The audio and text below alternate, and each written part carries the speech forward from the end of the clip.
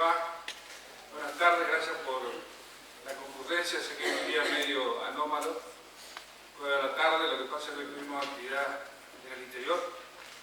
Hoy es el plenario de la Justicia de Paz, que siempre es la justicia más cercana y la que más solución da a la gente de los pueblos, así que estuvimos hasta hace un rato. Pero no queríamos dejar de tener esta oportunidad de tenerlo a Alfonso Santiago, que era el día que podía venir, y además porque lo estamos uniendo a un trabajo a futuro en relación con CAUS, con la creación de un nuevo Instituto de Derecho Administrativo. Así que vamos a hacer la presentación del Instituto de Derecho Administrativo, después yo voy a decir algo en relación al rol que me toca, y lo presentaré al académico Alfonso Santiago, diciendo por qué lo elegimos y qué le vamos a pedir en este nuevo Instituto de Derecho Administrativo. Así que, Germán, la palabra. Muy buenas tardes. En primer lugar, agradecerle al doctor Toledo por recibirnos en su casa y agradecerle al doctor Alfonso Santiago por venir hasta Chaco a visitarnos y compartir con nosotros sus conocimientos. Bueno, desde la Universidad Nacional del Chaco Austral estamos viviendo momentos muy importantes. Hace muy poco hemos inaugurado una nueva sede en la cual vamos a poder realizar diferentes jornadas académicas, como también diferentes carreras de grado que se van a desarrollar en carácter de educación a distancia. En otro orden de ideas, a partir de allí, hemos dado inicio a lo que es una escuela de negocios y también un instituto de derecho administrativo, el cual quiero aprovechar el momento para agradecerle públicamente al doctor Toledo, quien ha aceptado desde un principio poder dirigir a este instituto de derecho administrativo, en el cual vamos a tener la posibilidad de trabajar en diferentes materias de capacitación del mismo y también en investigación, lo cual requiere una vocación y una pasión, porque muchas veces la docencia es postergada por cuestiones laborales de los diferentes profesionales y realmente desde un primer momento ha tenido mucha motivación de poder llevarlo adelante y bueno, a través con todo el equipo que fue formando, de poder trabajarlo para poder brindar un nuevo servicio a todos los profesionales y contribuir a una mejora en el servicio profesional de todos los abogados. Así que bueno, a partir de allí comenzamos en el trabajo de lo que es una diplomatura que va a involucrar a todo lo que es la gestión de gobierno, tanto provincial como municipal. Y bueno, es por eso que hoy nos visita el doctor Alfonso Santiago para poder comenzar a dar inicio a ese ciclo de charlas que van a estar comprendidas las mismas. Por otro lado, para finalizar, agradecerles la presencia. Bueno, los dejo con el doctor Toledo, que va a comentar un poquito en qué consiste eso. Muchas gracias. Bueno, ahí no. La verdad que cuando me ofrecieron ser partícipe de este Instituto de Derecho Privado, como director del mismo, por supuesto que en esta etapa de mi vida me pareció muy importante, no como un rol personal, sino al revés, como la forma de participar en una cuestión que hace tiempo viene rezagada, como es la formación de la gente que trabaja en la administración pública, provincial y municipal. Especialmente a los que no son profesionales, porque la verdad que en su gran mayoría, la gran cantidad de empleados públicos no son profesionales. Pero por supuesto que también, incluyendo a los profesionales, vamos a hacer cursos y una diplomatura en principio, después poder hacer una especialización, seguramente también va a haber una maestría, porque a medida que uno avanza son mayores las exigencias, y además en un contorno de ampliación en conferencias, congresos, etc. Yo la verdad que quiero aprovechar a decir de que esto se enmarca en una nueva concepción del derecho administrativo, no en el derecho administrativo en manos del Estado como un instrumento más de poder y de control de la ciudadanía, sino en un sistema de entender el derecho administrativo como un derecho del poder público en pos de la libertad de la ciudadanía, tratando de promover el crecimiento, promover las inquietudes, el espíritu creativo, la innovación y aplicando las exigencias que ahora está hablando academia y también la parte privada, que es el necesario control y seguimiento, una buena gestión y una rendición de cuentas. Estos son más o menos los requisitos que salen de una buena ordenanza, o mejor dicho, una buena gobernanza y que se aplican a una buena administración. La buena gobernanza entendiéndose como un espectro amplio de políticas públicas que surgen tanto del gobierno como del Parlamento, y la administración como una ejecución de esas políticas en la parte práctica. Por eso nosotros lo que estamos trabajando es en el diseño de una diplomatura inicial de 6 meses para el segundo semestre, que tenga una plataforma de inicio de una materia del marco constitucional, legal y convencional, de la actuación de los funcionarios públicos provinciales y municipales, pasando por una reseña y síntesis de lo que puede ser el acto administrativo, contratos administrativos, la cuestión de la gestión, la cuestión del liderazgo, control, rendición de cuentas, y tratando además en la actividad desarrollarlas en el ámbito nuevo que tenemos en la sede de Resistencia, en la avenida Rivadavia, pero también tratando de hacer talleres de cada 2 o 3 módulos en el interior, que sean no solo para los que están cursando la diplomatura, sino además en determinados horarios que puedan participar aquellos que abiertamente quieran saber qué estamos tratando. Porque creo que justamente esa parte de apertura a la participación ciudadana seguramente va a ser la que provocará expectativas en la gente que hasta ahora no se ha acercado a esta clase de niveles de perfeccionamiento y de necesidad que se tiene, porque en verdad casi no es posible, no hay muchos medios posibles para tener una buena administración si el profesional y los empleados de la administración pública no se capacitan, no siguen una carrera administrativa en la cual puedan mejorar sus capacidades y estar justamente aptos e idóneos como para dar a los ciudadanos y a la comunidad los servicios y la atención de las necesidades que se requieren de manera cada vez más con niveles superiores. Ese es el desafío. Esperemos que nos vaya bien, porque no por la suerte personal, sino por la ciudad de Resistencia y por la provincia de Chaco.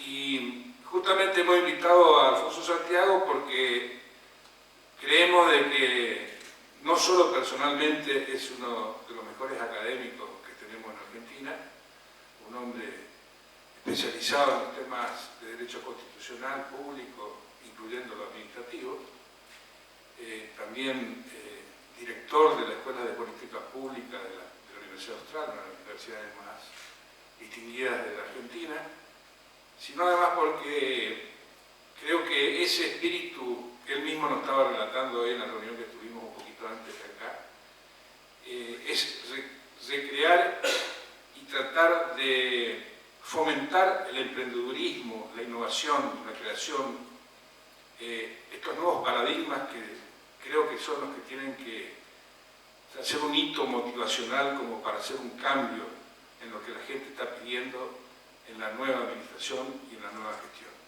Así que yo voy a pasar a hacer una reseña de los antecedentes y de los títulos que tiene Alfonso Santiago. Por supuesto que van a ser muy cortos porque él es una persona que desde muy joven ha hecho su actividad. Es abogado y doctor de Derecho por la Universidad de Buenos Aires, profesor titular de Derecho Constitucional de la Facultad de la Universidad Austral, de la que fue vicedecano en el 91 y el 99, también fue vicerrector de Asuntos Académicos de esa universidad, 2011-2014, y en la actualidad se desempeña como director de su Escuela de Política, Gobierno y Relaciones Internacionales. Esa escuela, por supuesto, es mucho más amplia de lo que estamos hablando nosotros, que estamos en el hablando o estamos tratando de iniciar el primer escalón, peldaño, pero que es necesario porque sin ese primer escalón o peldaño no podemos llegar más adelante. Miembro correspondiente de la Real Academia de Jurisprudencia y Legislación de Madrid. Es miembro titular de la Academia Nacional de Derecho y Ciencias Sociales de Buenos Aires, presidente de su Instituto de Derecho Constitucional, miembro correspondiente de la Real Academia de Jurisprudencia y Legislación de Madrid, de la Academia Paulista de Letras Jurídicas, San Pablo, Brasil, y miembro de honor de la Real Academia de Jurisprudencia y Legislación de Granada, España. Es autor de 15 libros. A mi gusto, lo más importante, la Corte Suprema de Control Político, la función política de la Corte Suprema, grandezas y miserias de la vida judicial, que la verdad que es algo que impacta, la responsabilidad judicial y sus dimensiones, que es un libro esencial en lo que hace a nuestro quehacer judicial, tiempo, Constitución y Ley Penal, historia de la Corte Suprema Argentina, es una de las pocas historias completas de la Corte Suprema de Justicia, inclusive con análisis de los miembros más relevantes, de aquellos que han sido en las distintas gestiones los líderes de la construcción de la Corte,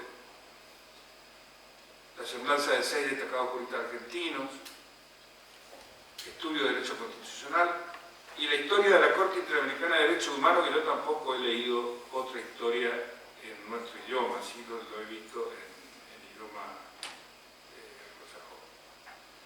He escrito 15 capítulos, entre otras obras colectivas, y he publicado más de 150 trabajos en temas de derecho constitucional. Ha dictado clases y conferencias en universidades de América Latina, Estados Unidos y Europa. Asesor del Congreso de la Nación Argentina, del Ministerio de Modernización, de la Procuración del Tesoro de la Nación. Actualmente es juez de la Cámara Contenciosa Administrativa y Tributaria de la Ciudad Autónoma de Buenos Aires. De darle paso a la palabra, pero que no quería olvidarme de decir y de convocar, porque estamos buscando a la gente que nos va a ayudar en el instituto, y este es el mejor momento. Yo soy el director, tenemos una secretaria que es la doctora Derivara, la tenemos a Verónica Domecq, que es la tesorera, y después tenemos como eventuales posibles profesores los camaristas de la Cámara Contenciosa, nuestros secretarios de sala contenciosa, nuestros secretarios de la sala de superintendencia, los secretarios de la Cámara Contenciosa y, por supuesto, todos aquellos que hacen derecho administrativo, tanto en la parte de la justicia, de la administración pública y en la profesión libre. Recién lo veía a la gente, a Moro y a Vara, que están en la parte de la UNE hace mucho tiempo y que también lo vamos a convocar. No vino el doctor Dahlgren, que bueno, tendría que estar acá, pero algo lo habrá pasado, que está concursando para ser juez federal número 2 de la asistencia. Así que esta convocatoria seguramente va a ser amplia, ya le vamos a hacer llegar cuáles son las posibilidades de trabajo y de estudio, y de acuerdo a cada uno, las posibilidades que tenga, aceptan o no. Eso es todo, y ahora lo escuchamos a nuestro protagonista.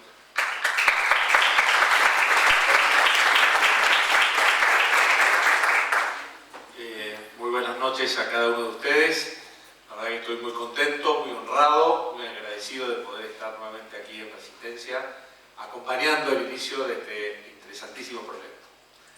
Salí a la mañana de Buenos Aires, un día de lluvia, otoño, y llegué a Resistencia con sol, calor, no solamente ambiental, sino mucho calor humano. Por eso a Germán y a Rolando le quiero agradecer muchísimo la invitación y también la presentación que me han hecho. De algún modo, esta presentación voy a, en parte, compartir por parte de mi trayectoria académica de gestión en la Universidad Austral desarrollando estos temas.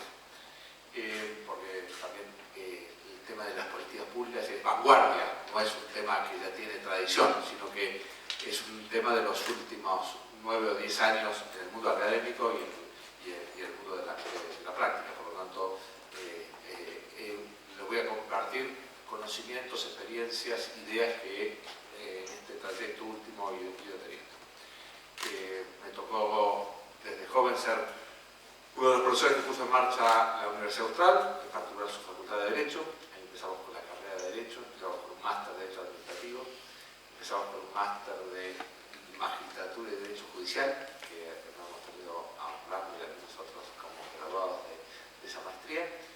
Y en algún momento dijimos, bueno, ¿qué tal si junto a trabajar con el Poder Judicial, con los servicios jurídicos de las distintas administraciones, no trabajamos con el core de la función ejecutiva, que son las políticas públicas?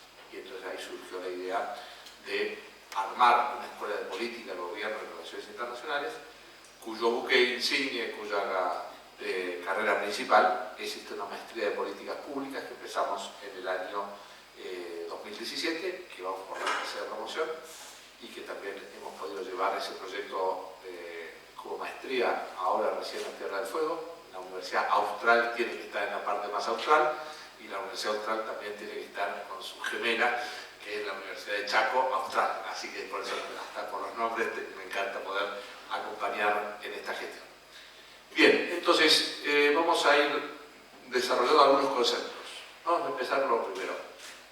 ¿Cuál es la organización y la institución más importante de un país? ¿Cuál es la que tiene asignado los roles más significativos y cuya acción tiene más impacto?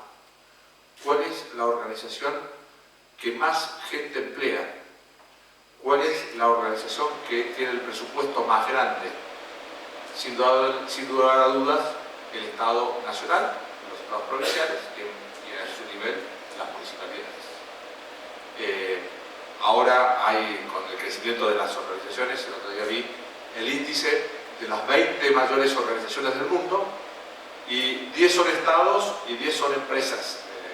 Es decir, que el tipo Google ya factura, digamos, y tiene un presupuesto superior a casi todos los estados, salvo a 10. Pero bueno, pero a nivel local todo esto no pasa. Es decir, que a nivel local la organización más importante, por el rol que tiene y la misión que tiene asignada, por el impacto en la vida de la gente que tiene su actuación, en salud, educación, seguridad, cuidado del medio ambiente, justicia, etc., que más gente emplea y que más presupuesto tiene, es el Estado en sus distintos niveles. Si somos inteligentes, ¿qué tendríamos que hacer?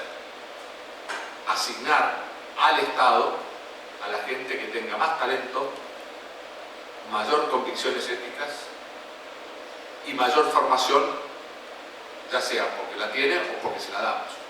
Esto es una elemental asignación de recursos a las tareas más complejas, más difíciles, que son más importantes, que tienen más impacto. Tenemos que asignar los mejores recursos que tenemos. Esto no nos pasa. Porque no nos pasa lo que nos pasa. Muchas veces lo que pasa es que no es la gente más valiosa, más formada, con más convicciones, la que ponemos a dirigir, a conducir las organizaciones más complejas, sino que por lo que sea lo dejamos librado al azar. Entonces algunos se dirigen, una república lúcida, un Estado lúcido, asignaría a su conducción, a sus niveles de gobierno, las mejores cabezas, los mejores talentos, la gente con más condiciones, y se dedicaría fuertemente a formar. Porque eso es lo que estamos haciendo y estamos descubriendo desde la universidad. Ayudarles al Estado a despertar vocaciones públicas, a despertar gente que quiera comprometerse con lo público y desde lo público tenga las convicciones éticas y las capacidades técnicas para poder gerenciar lo más complejo y lo más difícil de todo. Cómo hacer que seamos una sociedad próspera, inclusiva, cómo insertarnos en el mundo, cómo articular lo público y lo privado, cómo poner en marcha todas las obras de infraestructura que son carísimas y que son complejísimas que debemos hacer. Cómo tenemos que hacer el segundo puente de resistencia a corriente. No me meto en un tema colateral, pero simplemente por eso. No nos puede llevar tanto tiempo hacer esto. Y si nos lleva tanto tiempo es porque muchas veces no tenemos las capacidades humanas e institucionales puestas para eso. y por lo tanto desde la universidad tenemos que hacer un enorme esfuerzo para proveer una clase dirigente y de funcionarios públicos, es decir, gobernantes políticos y funcionarios públicos altísimamente capacitados para hacer lo más difícil de todos, que es gestionar bien lo público, con el impacto altísimo que esto tiene en la vida de todos. Bien, ha habido a lo largo de la historia como distintos modos de gestionar, distintos paradigmas o modelos, diríamos, de gestión pública. Un modelo inicial de gestión pública, ¿cómo se llamaba? Patrimonialismo, lo denominan los autores. ¿Qué es el patrimonialismo? Bueno, manejar lo público como si fuese mi propio patrimonio. Eso hacían los reyes y eso a veces continúan haciendo en determinados lugares. Manejarse con el propio interés, confundiendo el propio patrimonio con el patrimonio público y sin mayor rendición de cuentas, sino con los criterios de administración privada. Es un modelo general que estuvo ahí presente históricamente y que sigue a veces estando presente.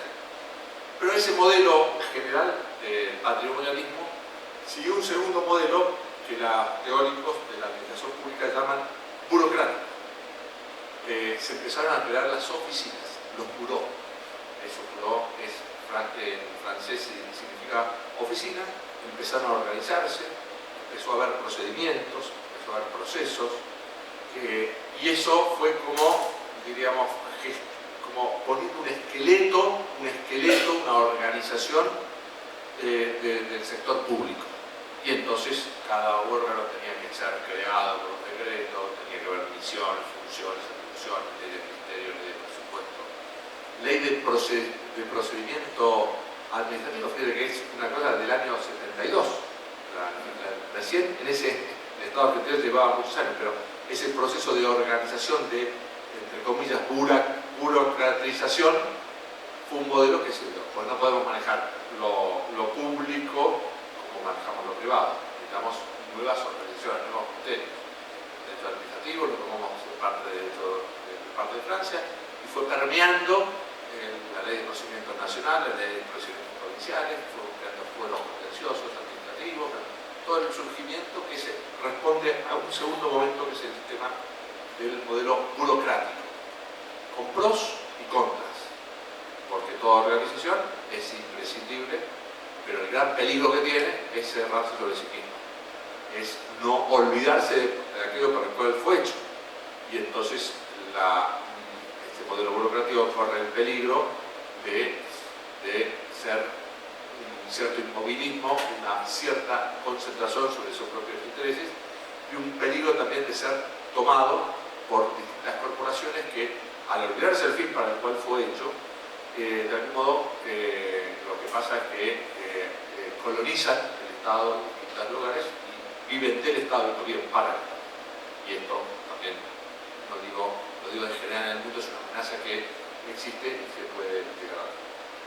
En los años 90 surgió otro nuevo paradigma, el paradigma de la gerencia pública, se llamaba.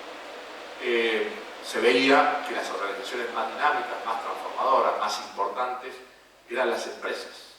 Las organizaciones empresariales, el increíble dinamismo, la creación de riqueza, la versatilidad que tenían, cómo se adaptaban a todas distintas realidades, cómo convocaban los talentos, etc. Y dijeron, ¿qué dijeron? Bueno, hay que llevar esto a lo público, y son los procesos a veces de privatización y a veces de este modelo de gestión pública, de incentivos, también económicos o de rendimiento, de costo-beneficio, que no se adaptan plenamente a lo que es la función estatal. Pero, viendo que es curioso, históricamente, en su momento la organización más compleja y modélica fueron los ejércitos.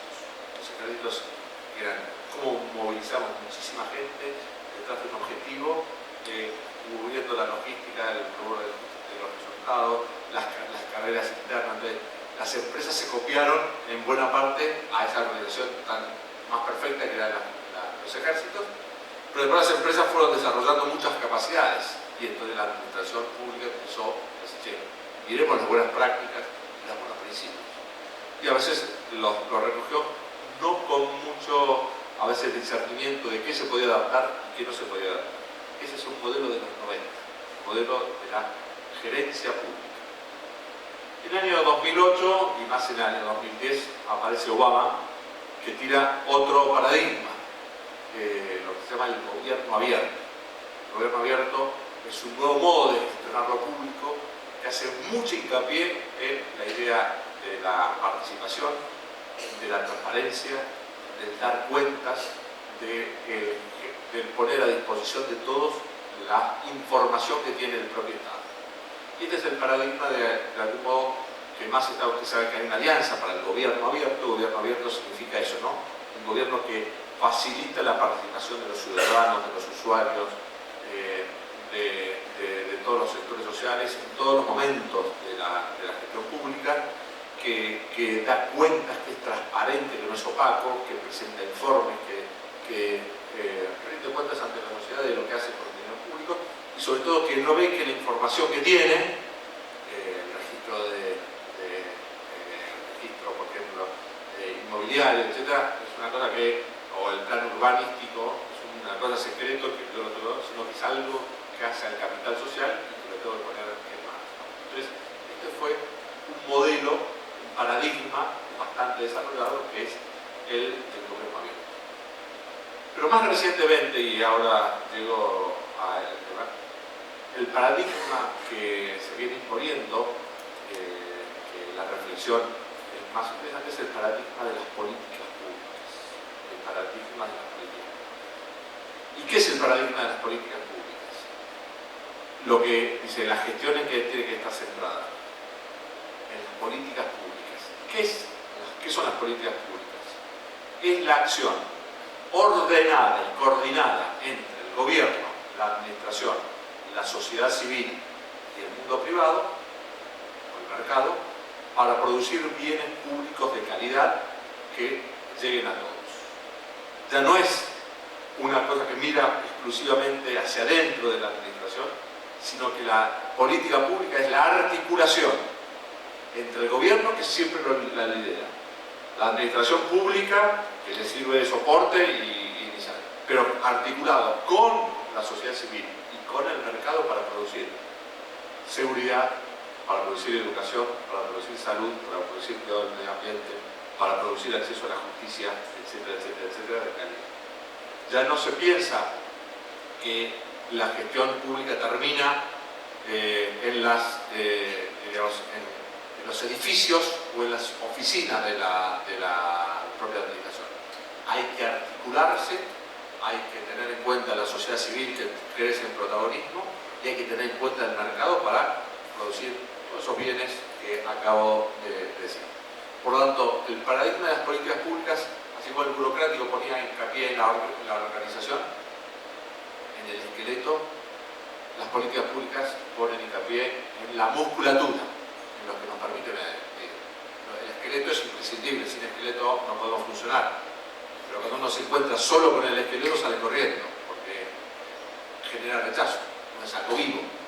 Entonces la administración pública tiene que estar, diríamos, legitimada, no solamente desde su organización, sino desde la provisión de los bienes y servicios, bienes públicos de calidad que ofrece la sociedad. Por lo tanto, todo el paradigma de las políticas públicas apunta a la proactividad estatal articulándose con los distintos niveles. Ya no es el Estado el que puede producir prosperidad, no es el Estado el que únicamente puede proveer salud, no es el Estado únicamente el que puede proveer educación o seguridad o cuidado del medio ambiente o cualquier bien público o la infraestructura. Tiene que articularnos con los distintos actores en un mundo global cada vez más complejo y que requiere del realizador de las políticas públicas una formación y una capacidad de articulación muy especial.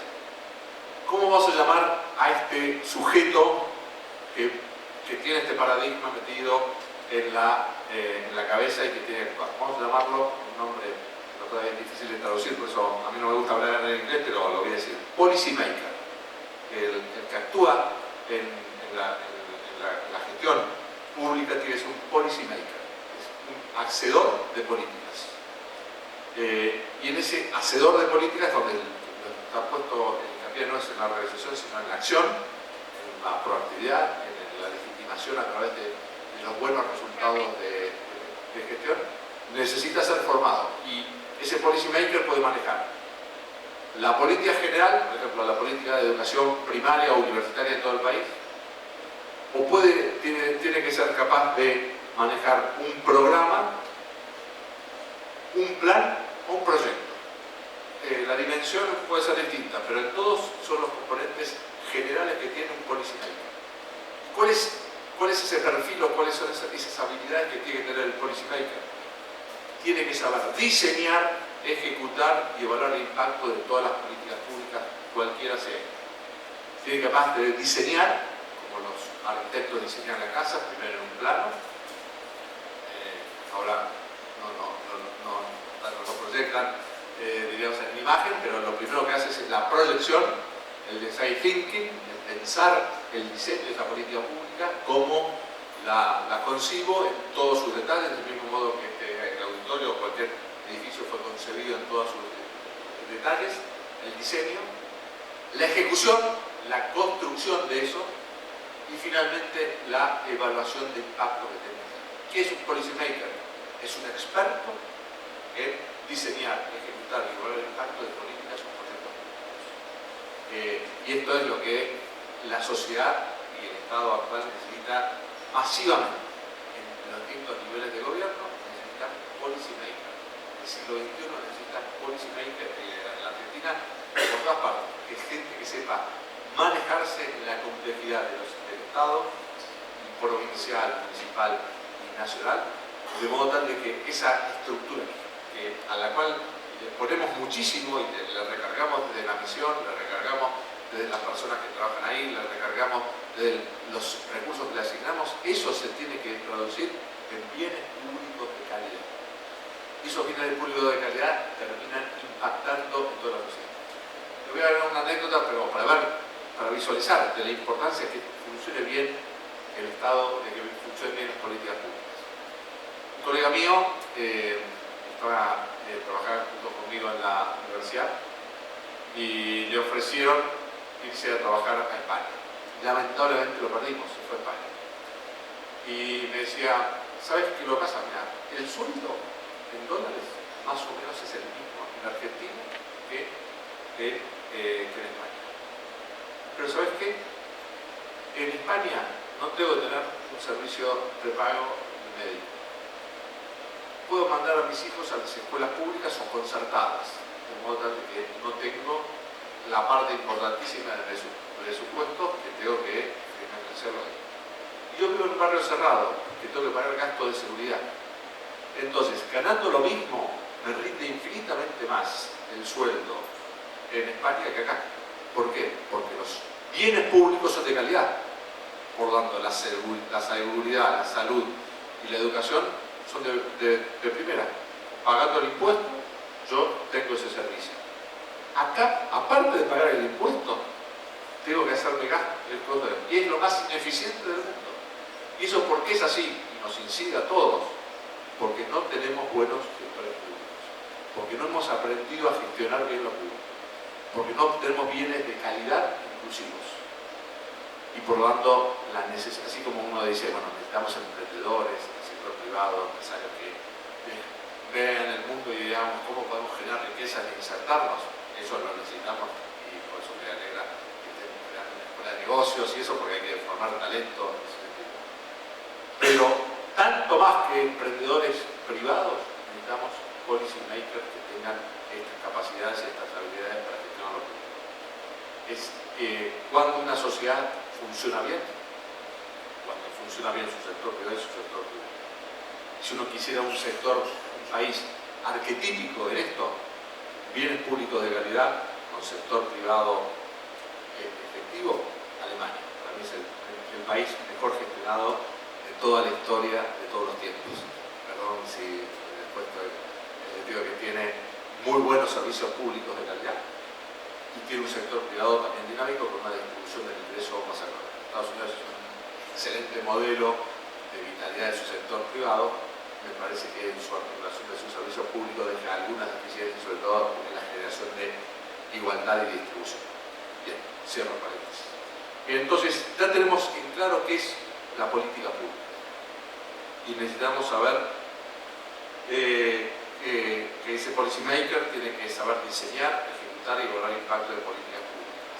Y tenemos que producir bienes públicos de calidad.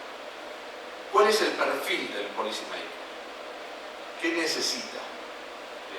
¿Qué tres componentes decisivos tiene? Yo voy a decir que necesita una vocación, que es un elemento fundamental, que es el más importante, el decisivo, el más profundo de todo, que es la vocación pública. Después la capacidad profesional y junto yo diría la capacidad política y la capacidad técnica.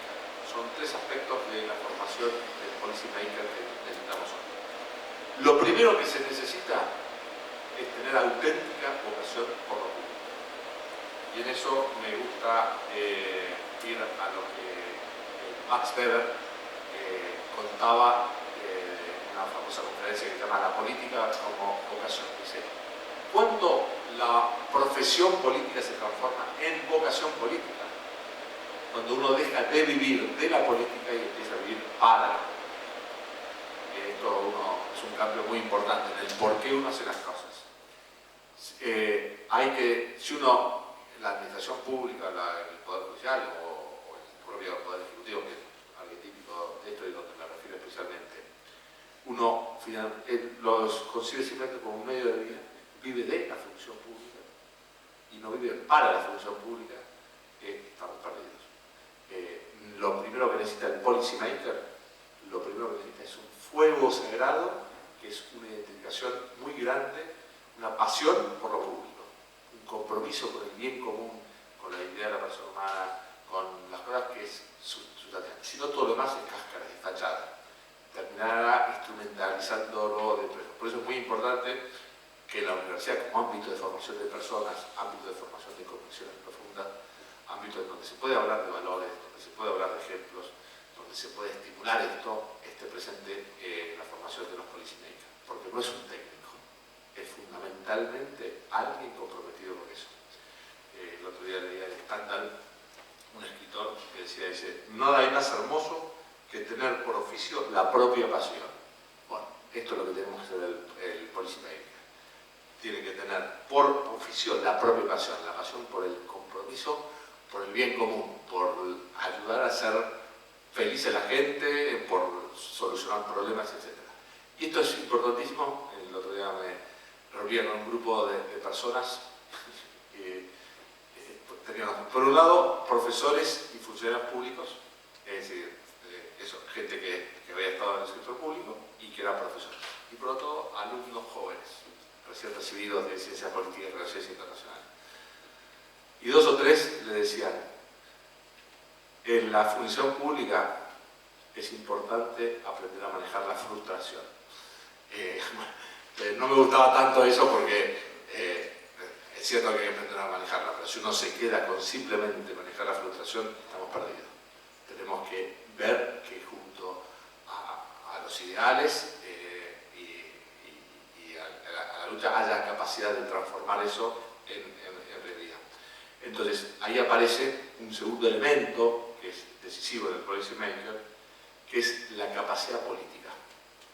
La capacidad política para articular los procesos de reforma y transformación, que no suelen ser necesariamente capacidades técnicas, sino que es la política de las políticas públicas, el saber, esto es muy, muy interesante, cómo hacen los que hacen. En cualquier proyecto que uno quiera hacer, también en el sector privado, pero entonces en el sector público, hay un mapa político, un mapa de gente que es interesada, gente que resiste, gente que hay que sumar, gente que hay que neutralizar. Y el policymaker tiene que tener una gran habilidad en esto, en la conducción de los procesos. Cuando estuve visitando la escuela de Kennedy de políticas públicas, que es la escuela de Harvard, me decía, me reuní con 4 o 5 profesores y me decían, por favor, que no les pase a ustedes lo mismo que a nosotros. No se dejen dominar por los economistas. Porque cuando se fundó la Universidad de Kennedy en el 70, la escuela de gobierno, la ciencia modélica, la que más prestigio tenía en la ciencia social, era la economía. Entonces la llenaban de economistas. Y cuando hay profesores de economía, que las materias son de economía y el enfoque es de economía. Y entonces se reduce la la política pública que hace al costo-beneficio. Y no hay formación en este núcleo fundamental que es la política y la política pública. La ciencia madre de las políticas públicas no es la economía, tampoco lo es el derecho, lo es la política. La política en cuanto articulador de intereses y capacidad de transformación que tiene. Lo que requiere, junto a esas convicciones fuertes de ese fuego sagrado que hablaba antes, una capacidad de liderazgo personal muy grande. Y el líder tiene al menos, me gusta decir, tres elementos fundamentales, todo el liderazgo. Uno es la visión. El líder ve antes, ve mejor, ve más lejos, visión. Segundo, compromiso. Tiene algo de lo que le decía anterior, ¿no? El líder, en la medida en que hace mucho más de lo que debe. Si uno simplemente hace lo que debe, nunca va a ser líder. Uno es el líder cuando se compromete, cuando por lo común hace muchísimo más de lo que estrictamente debe. Y tercero, capacidad de comunicación y de negociación en todos los niveles. El policy maker tiene que tener esto, si no, va a ser un frustrado permanente. Entonces, en cambio, si los tiene estas habilidades, va para adelante.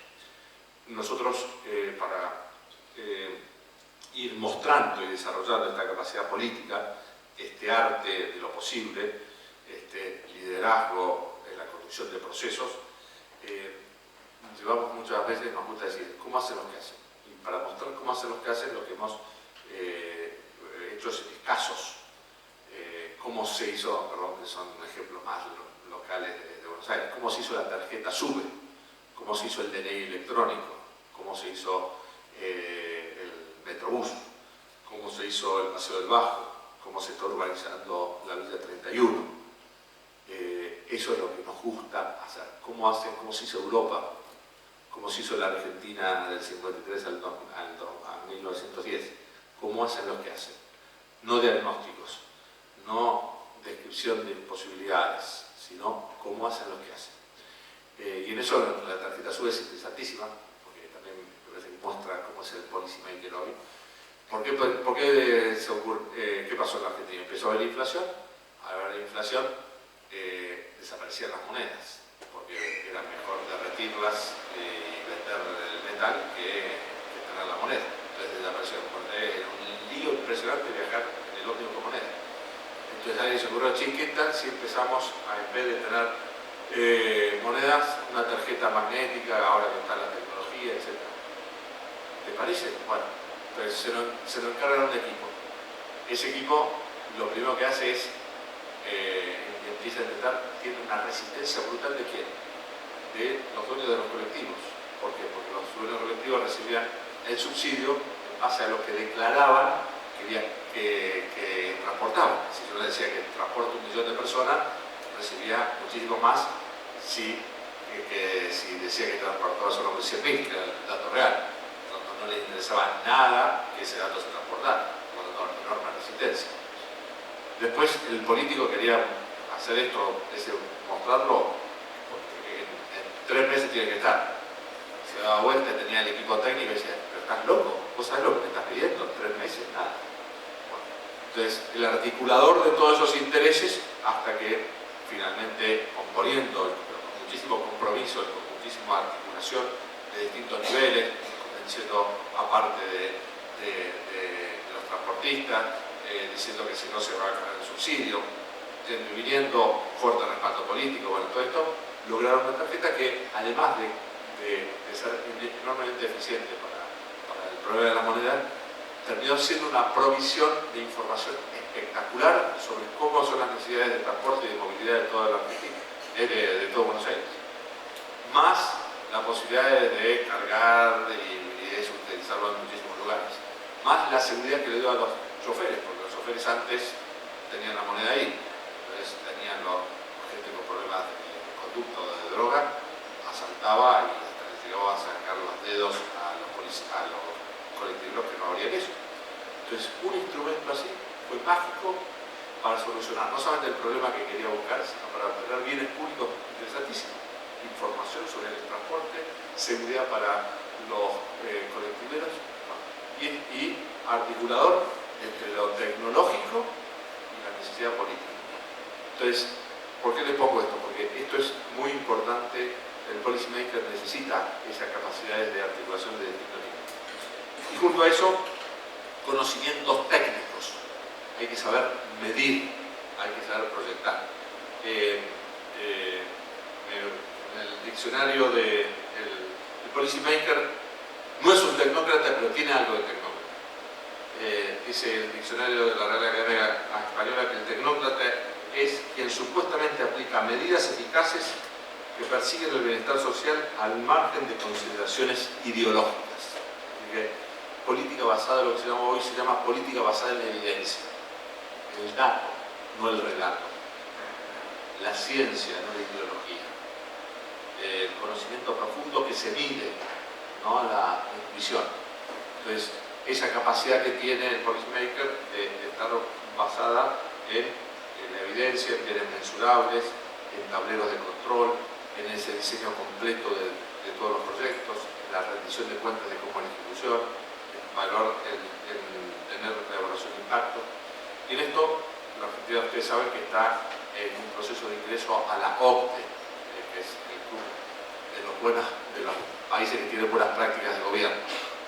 Y una de las medidas que, la verdad que tenemos que rendir examen en 20 y pico de tribunales, es decir, cómo van los impuestos, cómo va el Estado de Derecho, cómo va la carrera administrativa. Pero una de las que tenemos que rendir examen, y por lo tanto tenemos que incorporar esto a las prácticas, es la evaluación de impacto previa de toda política pública.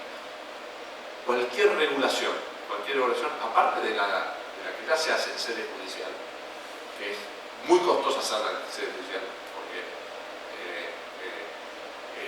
si se da marcha atrás a una política, eso cuesta muchísimo y después hay que pagar, sino que es hacerla antes, en sede administrativa, ser experto en la evaluación de impacto de las políticas públicas ex antes, no después. Y esto lo exige la OCDE, y esto es un elemento fundamental de saber medir el impacto, así como el sistema jurídico ve que eso esté bien de acuerdo a lo jurídico, como el impacto ambiental, que antes no se hacía, ahora empezamos a tener en cuenta el impacto ambiental de cualquier obra. Ahora también cualquier regulación tiene que tener una evaluación de impacto económico, social, cultural, etc. Y por lo tanto es un requisito nuevo que se va a ir incorporando a todas las leyes de procedimiento nacional, provincial y municipal, esa evaluación que el funcionario público tiene que hacer, tiene que poner el gancho de lo que espera va a conseguir. Y por lo tanto se necesita capacidad técnica del policymaker que sepa hacer eso bien. Y además, si uno quiere ir hoy a pedir cualquier proyecto internacional, financiamiento, lo que primero le dice, bueno, vos qué querés hacer y qué resultados esperás, esa capacidad de evaluación. Por lo tanto, vocación pública, capacidad política y capacidad técnica son los tres elementos fundamentales que un policymaker tiene que tener para poder moverse con soltura en el ciclo de las políticas públicas, para poder diseñarlas, para poder implementarlas, para poder evaluar el impacto. Bien, y esto es lo que una maestría como producto final o una diplomatura tiene que proveer. Los conocimientos de las distintas áreas. El policymaker es alguien interdisciplinario y transdisciplinario. Tiene que tener elementos del derecho, elementos de la política, elementos de la economía, elementos de la sociología, elementos de la investigación social que le permita saber qué es un indicador, cómo construirlo, cómo medirlo, cómo desarrollarlo, cómo obtener datos. Todo esto lo necesita un policymaker, que no es un abogado, que no es un economista, es alguien policymaker. Del mismo modo que un empresario tiene muchas habilidades y tiene que tenerlas todas en cuenta, un buen policymaker tiene que tener esto. Bueno, entonces me parece que estamos frente a un desafío interesantísimo. Quería compartirles con ustedes en qué anda el mundo de las ideas y de la enseñanza de las políticas públicas, qué nuevos paradigmas, ideas tienen que estar presentes, y ojalá se animen, porque la función pública es uno de los oficios y uno de los aventuras profesionales más interesantes que puede uno tener. Muchísimas gracias.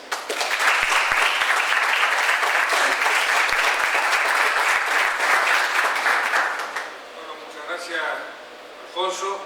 Bueno, Alfonso es amigo del Superior Tribunal y del Poder Judicial y del Chaco, así que si ustedes quieren hacer alguna pregunta, no solo enmarcado en el tema, sino en lo que les parezca, tenemos ocasión de hacerlo, tenemos tiempo.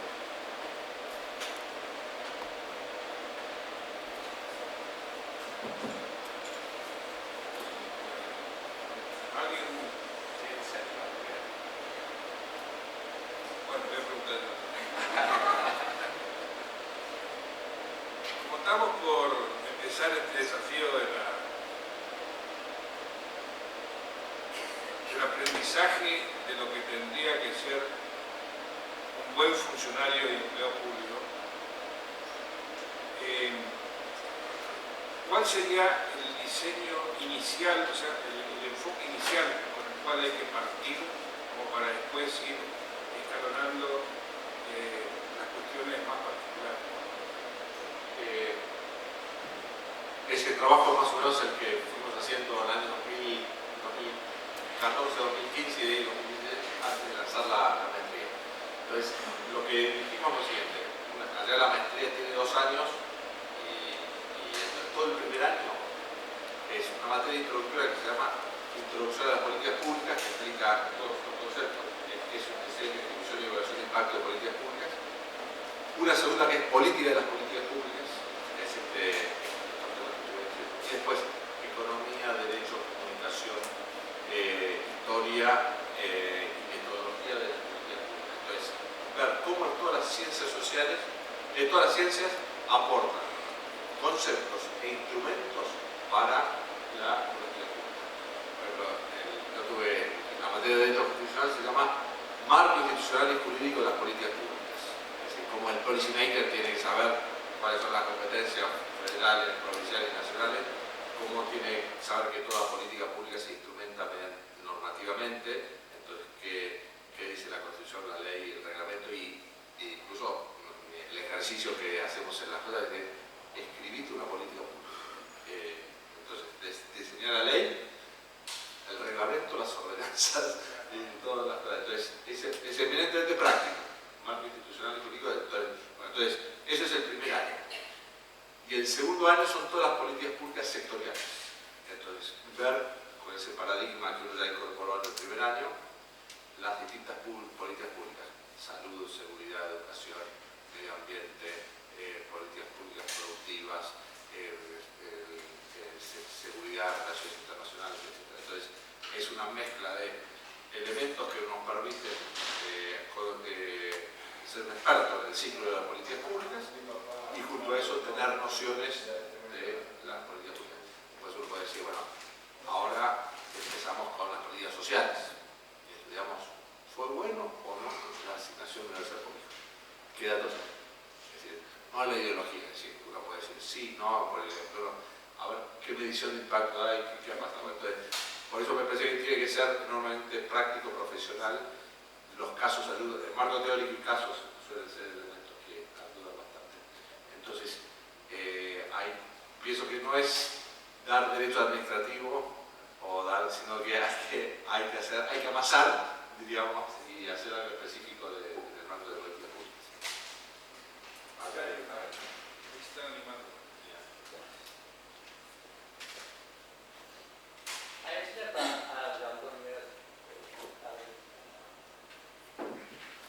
Yo tengo 2 preguntas.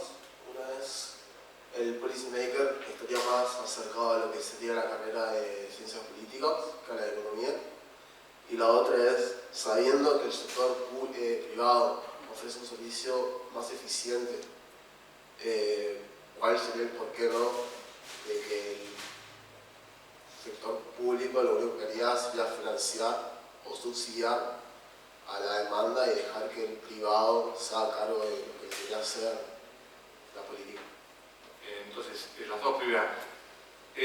Policy maker es más administración pública que ciencia política, no es el politólogo. El politólogo es el que estudia la ciencia, los procesos del poder, pero desde el proceso. No es el que necesariamente gestiona. Por eso mi escuela se llama política, pero la cosa distinta es el gobierno y relaciones internacionales. Son 3 cosas distintas. Pienso que se va a ir abriendo una carrera de grado que es gobierno o administración pública, como se quiere llamar, del mismo modo que en el mundo privado se distinguió la economía de la administración de empresas. Uno puede saber economía y ser un teórico pero es distinta las habilidades y los conocimientos que necesita para gestionar una empresa. Del mismo modo, la politología no es el gobierno, no es esto. Entonces, eso se va a ir entendiendo. Hoy por hoy, lo que tenemos que hacer para ofrecer un policy maker es, sobre la base que tenga una carrera de 4 o 5 años, ofrece una formación general sobre la cual hay que meter, diríamos, algún posgrado específico, y eso, la base puede ser derecho, economía, administración de empresas, ciencias políticas, etc. Así que a lo mejor dentro de algún tiempo, y con las universidades ya lo tiene una licenciatura en gobierno. Segundo tema, el particular, soy muy partidario del principio de subsidiariedad. El Estado no tiene que hacer nada que puedan hacer los particulares, pero los particulares hay cosas que no pueden hacer por sí mismos y es necesario la intervención de la gestión pública estatal. Me parece que, por ejemplo, en materia de salud, en materia de medio ambiente, en materia de acceso a la justicia, el rol que tiene el Estado es importantísimo y diríamos, la mirada de interés particular, sectorial y de corto plazo, que naturalmente tiene el mercado, tiene que ser compensada y articulada con la mirada de bien común, de mediano y de largo plazo que tiene el Estado, ¿no? Por eso la política pública articula, no es solamente la gestión de lo público, sino la interfase con el sector social, que cada vez tiene más importancia, más posibilidad de los distintos grupos, y del sector privado. Entonces, el sector público el sector privado es eficiente, de la asignación y producción de bienes y servicios. Me parece que si uno quiere ver, saca una foto de Corea del Norte y Corea del Sur, la misma cultura con dos sistemas productivos distintos, se da cuenta que la noche está apagada en Corea del Norte y tiene un ingreso per cápita bajísimo, y los vecinos al lado, que partieron en el año 51 de lo mismo, tienen un desarrollo, y Rusia y China han descubierto que también su sistema productivo es mucho más eficiente. Pero eso no quita que haya necesidad de redistribuir y de producir, redistribuir el ingreso, de producir bienes públicos, de generar justicia social, de atender a los grupos más excluidos, que el mercado como tal se muestra que en eso no asigna. Y los estados inteligentes desarrollados, sobre todo Europa, etc., articulan uno y otro mundo, ¿no? Entonces me parece que, podríamos hablar mucho, pero me parece que hay mucha necesidad, hay mucho espacio para el emprendedor privado y para las empresas privadas, para el sector privado, y hay muchísimo para el sector público. Entre otras cosas, que uno hoy lo está viendo tanto en China como en Estados Unidos, Trump, ¿qué está haciendo? Defendiendo y articulando con intereses que tienen las empresas y empresas locales. El gobierno chino, ¿qué está haciendo? También. Es decir, que las empresas necesitan también, además de la tutela de la articulación del interrelacionamiento con los gobiernos, ¿no? Sí, buenas tardes. El policy maker estaría asociado a un modelo de gestión conjunta, multisectorial, multiactoral. Cuando digo multiactoral también me refiero a las instituciones como actores sociales. Digo gestión por esto que usted decía, el tema del Estado, y yo por ahí separo lo que es gestión con producción. Entonces estaría más o menos intermediando esas partes del Estado y la producción, digamos, que son lo que verdaderamente implementan las políticas públicas en la práctica, ¿no es cierto? Sí, diríamos, articulan, pero el que decide las políticas públicas, el que decide es el gobierno, es decir, los órganos, el ejecutivo y legislativo, son los que deciden. Pero en previo a la decisión y en la instrumentación, tienen que articular y darles el espacio, y esto es el nuevo modelo, es decir, que no es cada vez menos, el gobierno dice, chao. No, a ver, convoco, quiero hacer obras públicas, y los PPP, a ver cómo lo hacemos.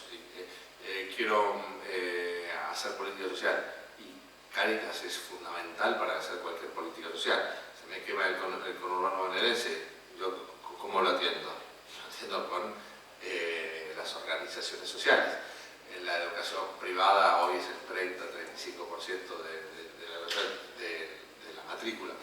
Entonces me parece que es interesante la articulación de todos los actores, pero sabiendo que la titularidad de la decisión siempre es del gobierno y del liderazgo que tiene que tener. Para eso un liderazgo crecientemente participativo, abierto, en donde no, acá se hace lo que yo digo y bajo línea, eso en general en ninguna organización, o cada vez menos en las organizaciones, está funcionando. Y lo nuevo, en base al principio de dignidad de la persona humana y de su deber de participación, es abrir cauces, participación al menos consultiva. La decisoria no, porque me parece, hay algunas cosas que sí son decisorias, que la democracia es un proceso decisorio participativo, pero una vez que el pueblo gobierna por medio de sus representantes, entonces la adopción final y la responsabilidad final es de los que deciden. ¿Vamos al fondo o no vamos al fondo? Eso hay que escuchar a los empresarios, los sindicatos, pero después es una decisión gubernamental. Otra pregunta, si me permite, el espacio. Dentro de las políticas públicas, hoy la más conocida que es una política social, o sea, de trabajo universal, la asistencial. La asistencial, más allá de que fragmenta y, digamos, redefine un grupo social, justamente las políticas de salud, de educación, son cuestionadas casi siempre por la escasez de implementación de las políticas. Pero en el cambio del asistencial hoy es cuestionado por el exceso o la mala distribución de esas políticas. En ese sentido me parece que este policymaker por ahí estaría más enfocado en esas circunstancias, más allá de lo que tenga que ver con la justicia social, obviamente, que eso no se discute, digamos, si se quiere, porque es Sería buena una discusión interesante, claro, de pros y contras y resultados, impactos favorables y desfavorables, no desde el punto de vista de preconceptos o de ideología, sino de datos. ¿Ha sido efectiva o no la asignación de esa política? Para poner un ejemplo, y discutamos, y veamos, y entonces uno puede decir, mira, la mejor política social la hace protegiendo a la familia, supongamos, porque la familia es la que más que contiene todos los temas sociales, etc. Entonces, si se protege. Otros dirán, en el incendio hay que apagarlo, pero no lo puedes prolongar demasiado tiempo, bueno, porque si no matás a los... Esos son los, digamos, las soluciones de política pública, como casi todos los temas, no son de una sola solución verdadera, sino de una complejidad bastante grande. Pero que la racionalidad hace que uno pueda estudiar y con cierta objetividad los datos y en base a eso después decidir. Esto me parece que no suplir los datos técnicos por ideología, por preconceptos, y después decidir, porque, como voy a decir, la ciencia madre de las políticas públicas es la política.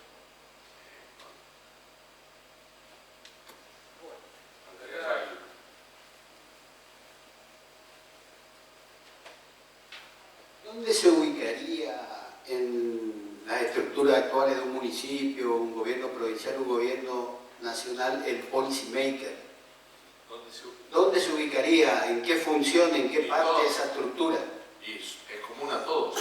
Cualquier ministerio, cualquier repartición necesita, con distintos, ya sea a nivel macro, el Ministerio de Educación tiene que es el policy maker de la política educativa o de la política universitaria, tiene que ser, o de ciencia y técnica, tiene que tenerla en su máxima expresión.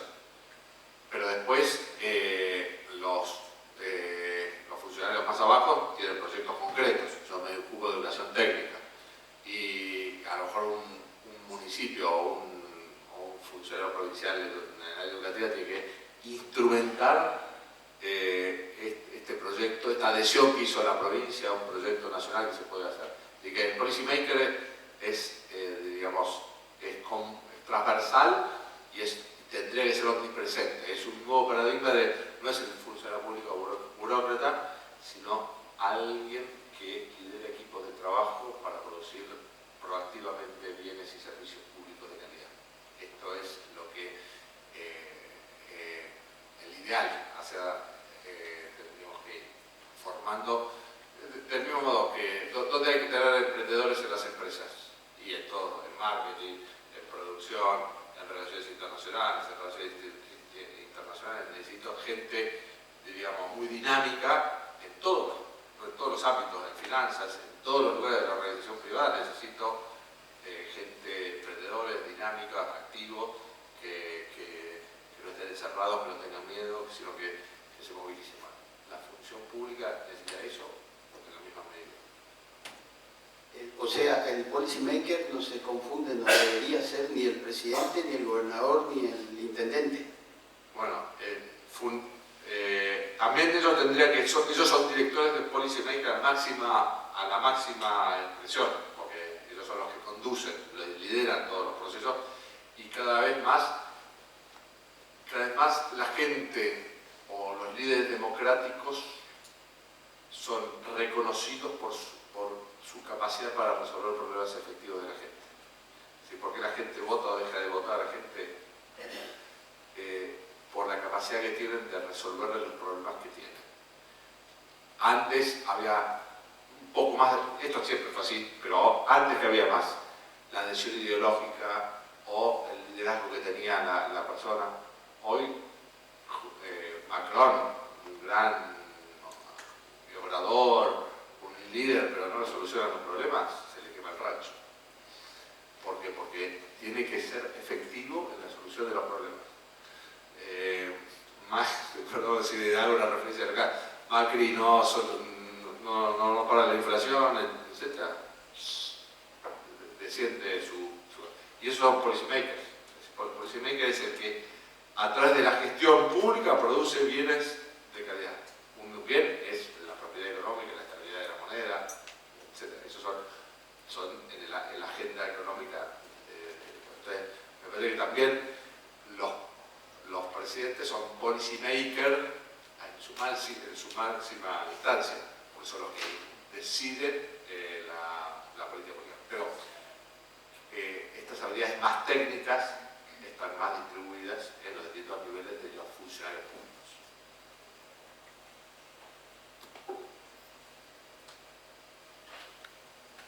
Ok. Con la palabra, la pregunta de Álvaro, vamos por finalizar las preguntas. Gracias. ¿Qué tal? Buenas noches. ¿Qué tal, profesor? Más que nada, yo quiero aportar, digamos, como ejemplo, ya que vos hablaste de distintas políticas, por ejemplo, de acceso a la justicia.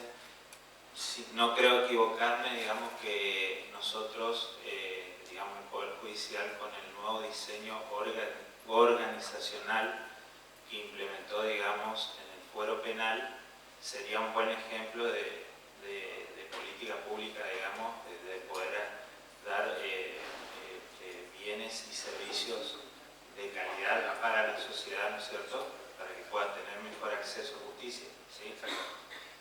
Y un policy maker tiene muy incorporado lo que se llama la learning organization, organizaciones que aprenden y mejoran permanentemente.